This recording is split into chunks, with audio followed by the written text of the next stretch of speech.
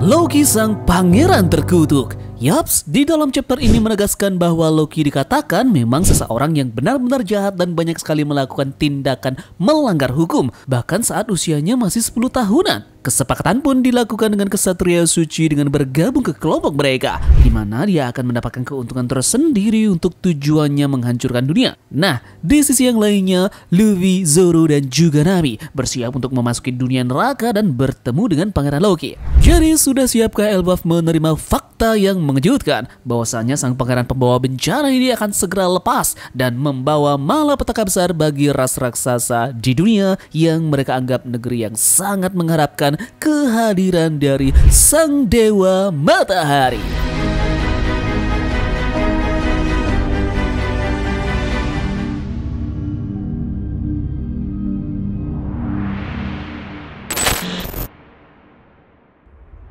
One Piece chapter 1136 kita resmi mendapatkan judul Negeri yang Menunggu Matahari. Awal chapter kita diperlihatkan Luffy yang sedang memakan daging yang benar-benar besar. Dia pun di sini berkata, ini lezat sekali dan dia mengingat hal ini seperti daging dinosaurus. Yep, dia pun berada di tempat di cawan yang dibawa oleh Jorul.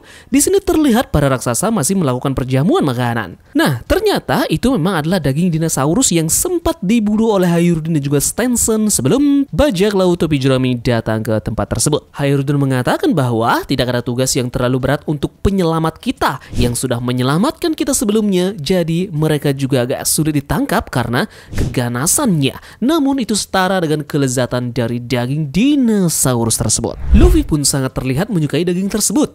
Kemudian Pak Tua Jarul ini kembali menjelaskan bahwa sangat jarang sekali seorang manusia bisa untuk mencapai alam matahari karena sebagian besar manusia-manusia tersebut salah menyangka dunia bawah sebagai Elbap dan mereka kabur sebelum bisa sampai ke sini.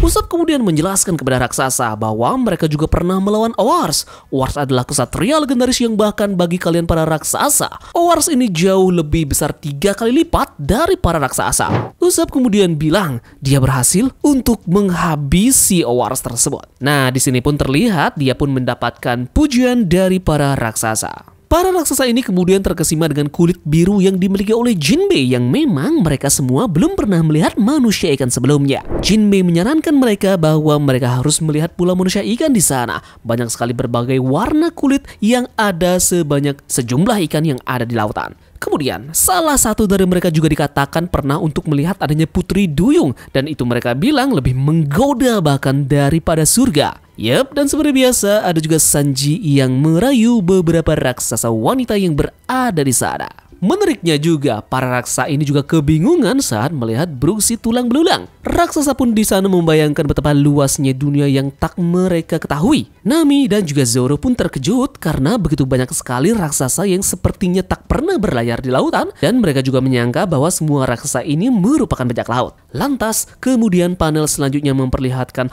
Road yang meminta maaf atas kejadian yang baru saja dilaluinya bersama dengan kru bajak laut topi jerami.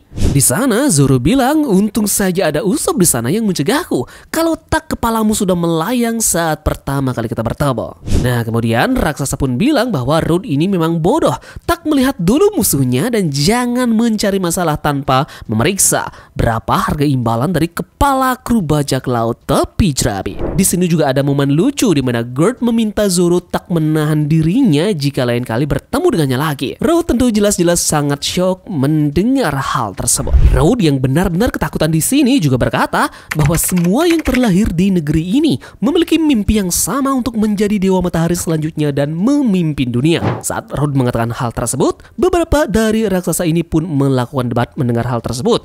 Karena ada yang bilang bahwa dewa matahari itu bukanlah penguasa dan dia lebih ke dewa kebebasan. Namun yang lainnya juga bilang ada yang mengira bahwa dewa matahari adalah yang membawa kehancuran. Dan ada pula yang mengatakan bahwa dia itu adalah dewa tawa. Nah, kemudian kru bajak laut topi jerami tentu kebingungan, mereka benar-benar memperdebatkan hal itu. Para raksasa ini kemudian mengatakan bahwa tulisan suci yang bernama Harley telah diwariskan turun-temurun di Elbap dan legendanya ini ditulis dalam bahasa kuno. Jadi ada berbagai interpretasi yang berbeda di antara para raksasa ini terkait dengan dewa matahari. Jorul kemudian lantas menegaskan bahwa tak ada yang yakin terjemahan mana yang akurat, dan inilah hasilnya. Mereka semua pun beradu argumen. Menurut tulisan Harley, di dunia ini sudah hancur 2 kali sebelumnya, dan nama Sun God Nika muncul di tiap kejadian tersebut. Siapa yang tahu apakah dia adalah penyelamat dunia ataupun penghancur besar yang meratakan dunia ini. Yang mereka tahu adalah Dewa Matahari ini adalah pembawa perubahan besar. Sebabnya penguasa saat ini bisanya selalu takut pada kembalinya Nika.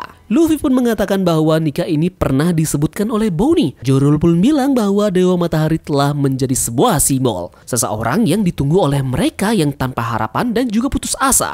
Orang-orang bilang Nika memakai awan putih dengan rambut putih dan juga pakaian putih yang juga katanya dewa ini mempunyai tawa keras yang menular. Jadi pantas saja ya orang-orang bilang dirinya sangat kelihatan mirip sekali dengan dewa tersebut. Namun Luffy pun mengatakan bahwa dia tak ada hubungannya dengan Dewa Nika tersebut. Para kru bajak laut prajurit raksasa pun mengatakan bahwa mereka sudah paham kalau Luffy ini memang lahir di Elbap, dan mereka pun menghormati Nika. Mereka juga bukan pendukung Road, namun sepertinya Road memang tak bohong waktu itu yang bilang bahwa mereka punya mimpi yang sama untuk menjadi Dewa Matahari. Jorul bilang bahwasannya Loki pun punya juga pemikiran yang sama.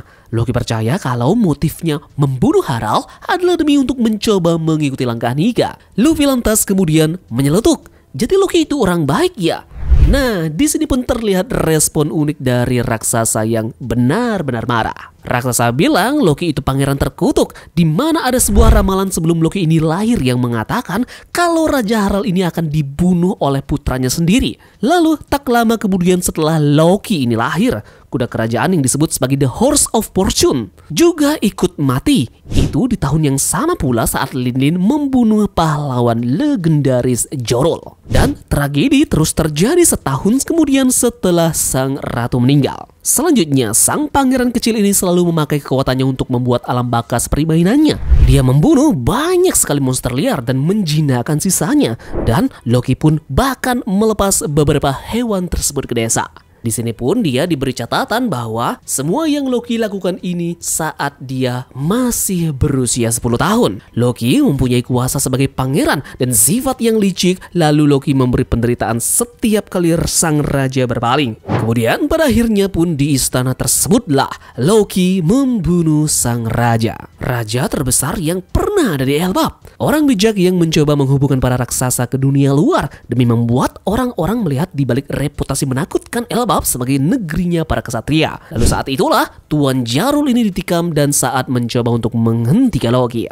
Namun helmnya lah yang menyelamatkan nyawanya pada saat itu. Kekejaman dari Loki pun akhirnya berakhir 6 tahun yang lalu. Dan ketika itu Loki sedang mengamuk di laut, dan ketika itulah sang rambut merah menangkapnya. Luffy di sini benar-benar senang mendengar nama dari Shanks. Para raksasa bilang bahwa tadinya Akagami no Shanks berada di sini, namun mereka sudah tak tahu kemana dia pergi sekarang. Kita beralih ke luar desa. Kita pun melihat percakapan menarik antara Luffy dan juga Zoro, di mana mereka berdua berargumen tentang hal yang menyangkut pangeran Loki ini. Luffy marah karena Loki ini sudah bilang bahwa dia tahu keberadaan dari Shanks saat ini. Kemudian Zoro berasumsi bahwa baginya kedengarannya Loki ini sedang memanfaatkan Luffy. Luffy kemudian bilang bahwa Zoro ini tak pernah bertemu dengan Loki, jadi Zoro ini tak tahu apa-apa tentangnya. Zoro kemudian bilang lagi bahwa dia hanya menebak berdasarkan reputasi dari pangeran terkutuk tersebut. Kita pun diperlihatkan bahwa Luffy, Zoro, dan juga Nami beranjak menuju desa tempat kunci itu berada sekarang. Mereka bersama dengan Road yang sudah mempersiapkan perahu terbang yang akan membawa mereka ke tempat tersebut. Di sini Road seperti dipaksa oleh Nami mempersiapkan segalanya dengan wajah yang sudah gosong terkena petir dari Zeus. Road di sini menerangkan bahwa kenapa mereka bisa lolos dari perjamuan karena para raksasa di sana semua sedang mabuk berat. Jadi mereka mungkin bahkan tak bisa mengingat sedang merayakan apa. Lalu di sini pun terlihat bahwa tujuan dari Nami bersama mereka berdua mengambil kunci bukanlah hal tersebut, melainkan Nami berencana untuk mengambil semua harta yang ada di Istana Matahari.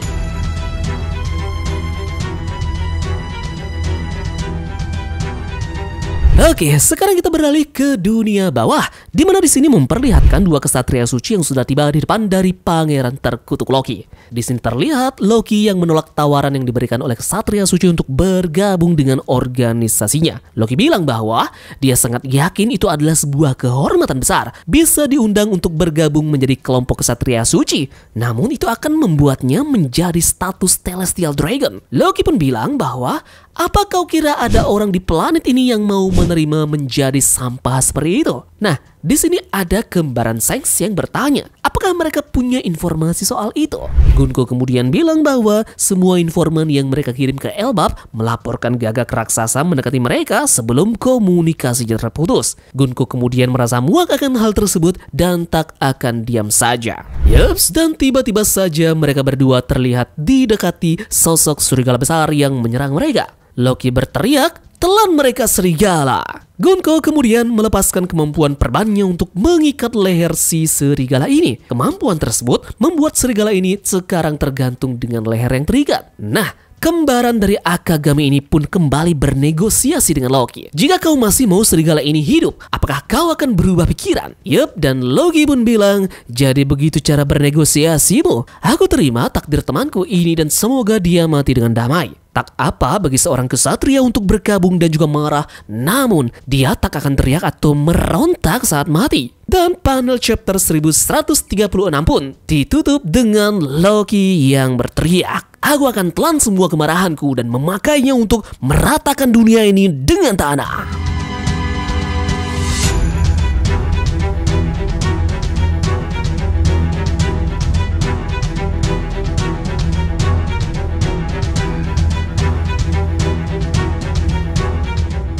Kejadian mengerikan sebentar lagi akan terjadi di pulau raksasa ini. Bagaimana tidak, Loki sang pangeran terkutuk sudah melakukan kesepakatan iblis dengan para kesatria suci guna untuk melancarkan tujuannya dengan menghancurkan dunia. Nah, menariknya adalah trio Romance Dawn ini bersiap menuju ke dunia bawah untuk menemui mereka. Jadi akankah tiga karakter protagonis kita ini akan melihat kesatria suci di sana atau malah sebaliknya terjadi? Loki sudah berhasil dibebaskan oleh kesatria suci dengan beberapa syarat yang dia dapatkan. Oke, para raksasa ini berdebat apakah Dewa Matahari adalah pembebas atau penghancur. Yap, bagaimana jika plot twistnya adalah membebaskan Loki akan membawa pada kehancuran dunia, tapi menghancurkan garis merah akan membawa pada pembebasan dunia. Jadi bagaimana jika Loki ini menggunakan palunya untuk menghancurkan Red Light? Loki menyatakan bahwa dia akan menghancurkan dunia dan dia juga mengaku sebagai Dewa Matahari, seolah-olah menjadi penguasa berarti untuk menghancurkan dunia. Jadi apakah yang Loki maksudkan di sini adalah dunia saat ini yang diatur oleh pemerintahan dunia, yakni pemerintahan dunia yang dibangun 800 tahun yang lalu ini? Jadi tentu saja jika dia bermaksud untuk menghancurkan dunia yang dibangun oleh pemerintahan dunia saat ini, maka itu bukanlah tindakan yang jahat kan, meskipun ada orang yang tewas di dalam perang ini. Secara keseluruhan tampaknya di dalam chapter ini Loki mungkin jahat tapi tujuannya tidak sama. Mungkin untuk sekarang ini Oda Sensei sepertinya seakan memperlihatkan reputasi Loki benar-benar buruk di One Piece. Bukan hanya itu, ketika Loki bicara dengan Luffy ia pun terasa sama sekali tak terlihat menyesali perbuatannya. Sampai sekarang kita hanya bisa menduga-duga apakah sebenarnya Loki ini baik atau jahat. Dia di dalam chapter ini menolak untuk bergabung dengan kesatria suci, namun tak menutup kemungkinan juga bahwa ada sesuatu yang ditutupi oleh Oda Sensei akan hal tersebut.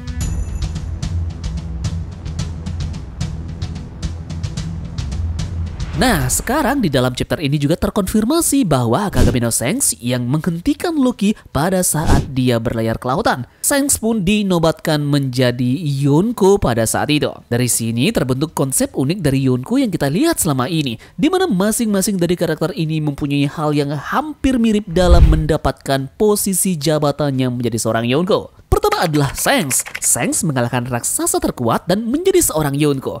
Kita tahu dalam chapter terbaru Akagami mengalahkan Loki dan langsung dinobatkan menjadi seorang Yonko. Kemudian ada Luffy yang mengalahkan makhluk terkuat dan menjadi Yonko. Kita juga tahu semua bahwa di Wano Kuni terjadi insiden besar di mana mengejutkannya makhluk terkuat di dunia yakni Kaido berhasil dikalahkan oleh Luffy, dan pada saat itu berkat kekalahan Kaido ini Luffy langsung naik jabatan menggantikan posisi dari Kaido menjadi seorang Yonko. Kita lanjut ke Kurohige yang membunuh orang terkuat kemudian menjadi Yonko. Kurohige diketahui mengalahkan Shirohige di perang Marineford dan langsung menggantikannya menjadi posisi Yonko yang baru. Dan ini agak berbeda dengan 3 orang yang lainnya. Bagi bersekutu dengan pendekar pedang terkuat yakni Mihawk dan menjadi seorang Yonko. Kemudian chapter ini pun makin epic dengan menceritakan 3 dewa matahari, Nika, Joy Boy, dan juga Luffy. Yep, di dalam mitologi Elbaf sendiri ada gambar Kunoichi yang cocok sekali dengan siluet yang terlihat di Wushu. Para raksasa di sini berkata dunia telah dihancurkan 2 kali sebelumnya. Jadi mungkinkah sepertinya itu merujuk kepada ulah dari Nika dan juga Joy Boy? Dan bagaimana jika dunia akan dihancurkan lagi tanda petik oleh Luffy? Jadi mungkin inilah konteks mengapa para raksasa mengatakan dunia ini telah dihancurkan 2 kali sebelumnya. Pertama adalah kekalahan Nika menyebabkan terbentuknya Red Line dan Pangaea terpecah menjadi pecahan benua. Kedua, kekalahan Joy Boy menyebabkan benua berubah menjadi pulau. Dan ketiga, Luffy akan menghancurkan dunia saat ini menjadi 1 benua yakni Pangaea dan Samudra. Jadi di masa lalu mungkin saja Nika kalah melawan Redland si ular besar, Joy Boy kalah melawan Im Sama, dan terakhir Luffy akan mengalahkan keduanya yakni Im Sama dan menghancurkan Redline. Di dalam chapter ini pun kita bisa mengkomparasikan dengan ilmu dalam informasi di mitologinya. Nah, menurut legenda, Aztec mempunyai 5 matahari yang tertulis di batu matahari. Dunia sendiri dihancurkan sebanyak 4 kali, dengan matahari mati di setiap kalinya. Dan di zaman matahari kelima tersebut, matahari ini akhirnya membawa kedamaian bagi dunia. Nah, sekarang diketahui bahwa Oda Sensei banyak sekali mengambil inspirasi dari mitologi Aztec ini. Namun, Odachi hanya melakukan beberapa modifikasi pada mitos ini. Karena ia membuat dunia One Piece hancur hanya 2 kali saja, bukan 5 kali, yang berarti matahari mati 2 kali. Itu dianalogikan yakni Nika dan juga Joy Boy. Sedangkan untuk era matahari ketiga, kedamaian akan datang ke dunia dan matahari yang diwakili oleh Luffy ini akan membawa kedamaian yang tak bisa dicapai oleh matahari pertama, yakni Nika, maupun matahari kedua yakni Joy Boy. Yup, ada banyak sekali yang perlu dibahas di dalam chapter ini dan kita akan ulas dalam video berikutnya ya. Pastikan kalian bunyikan lonceng notifikasinya agar tak ketinggalan update terbarunya. Terima kasih sudah menonton dan kita bertemu lagi pada video kita selanjutnya. Sekian dari Tamagon dan turunkan jangkar. Mari kita berlabuh.